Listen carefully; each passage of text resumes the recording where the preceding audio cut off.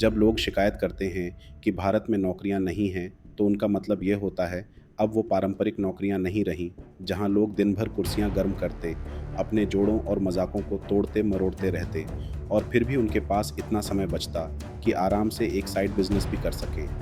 ऐसी नौकरियां जहां उनकी निष्क्रियता से संस्थान अंदर से खोखला हो जाता था और दशकों तक चलता रहता था।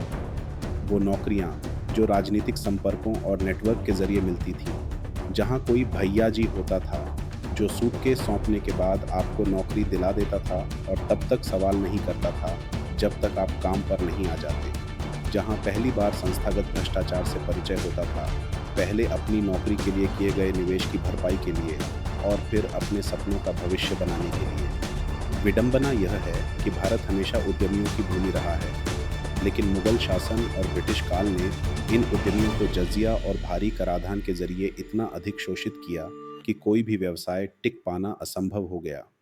तब लोगों ने ब्रिटिश नौकरशाही में नौकरी पाने को बेहतर समझा, क्योंकि इसका मतलब था कि आपकी व्यक्तिगत संपत्ति साम्राज्य की ललचाई नज़रों और बाद में कांग्रेस जैसी शोषणकारी ब्राउन सिपाही पार्टी से सुरक्षित रहेगी। हाँ, वो नौकरियां अब चली गई हैं और वो समय भी चला गया है, अच्छे के लिए। 2000 के बैच के नौकरशाहों से पूछिए जो अपने कैरियर के बीच में हर दिन इस सच्चाई को कड़वी सिखाई का रूप दे रहे हैं। वे अब उन सभी के लिए चेतावनी बन चुके हैं जो सोचते थे कि पहले के आरामदायक समय का आनंद ले सकते हैं। लेकिन जो लोग मेहनत और नई सच्चाई सोच में विश्वास करते हैं वो पैसा कमाने के लिए नई तरीकों को तलाश कर ही लेते हैं। उनके लिए आज अवसरों की कमी नहीं है। आज की दुनिया बदल गई है। हर कोई भी अभी वही चाहता है, 60 की उम्र से पहले अपने और परिवार के लिए सुरक्षित भविष्य। लेकिन अब वे समझते हैं कि वे या तो 30 साल तक एक तय वेतन पर काम करके पर्याप्त पूंजी जमा कर सकते हैं या स्मार्ट काम और बिजनेस के माध्यम से 20 इयर्स में इतना वो कमा सकते हैं। जब पीएम मोदी ने भारत के बिजनेस की संभावनाओं की बात की थी तो इसे पकौड़ा नामिक कहकर मजाक बनाया गया। हर किसी ने, यहाँ तक कि उनके समर्थकों ने भी उनका मजाक उड़ाया।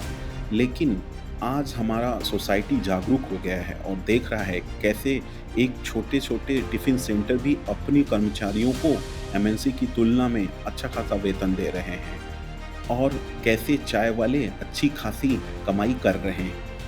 व्यवसाय अधिक खुला हो रहा है, लेकिन उससे भी महत्वपूर्ण यह है कि व्यवसाय करने की मानसिकता अधिक स्वीकार्य हो रही है। सौभाग्य से लोग अब सेवा क्षेत्र की विशाल संभावनाओं को समझने लगे हैं और अपनी मानसिकता को चेंज करने लगे हैं। अब सुरक्षित नौकरियों की धारणा को छोड़कर लोग नए रास्ते भी तलाश करना स्टार्ट कर दिया है। भारत को फिर से उठाने का समय आ गया है। युवाओं को अपने पंख फैलाने और सूरज के करीब उड़ान भरने की जरूरत है। इस प्रक्रिया में अगर कुछ पंख जल भी जाएं तो कोई बात नहीं। यह शुरुआती गलतियां जीवन भर का अनुभव देती हैं और फिर से प्रयास करने का पर्याप्त समय मिलता है। वोट का और नोट का समय चला गया है दोस्तों। अब सीखो और कमाओ का समय है। देश के लिए कुछ करना केवल सेना में भर्ती होना या बड़ी कुर्बानियां देने तक ही सीमित नहीं है दोस्तों। एक मजबूत और आत्मनिर्भर भारत बनाने के लिए अपने काम में उत्कृष्टता लानी होगी, ईमानदारी से योगदान देना होगा और अपने आसपास के लोगों को प्रेरित करना होगा।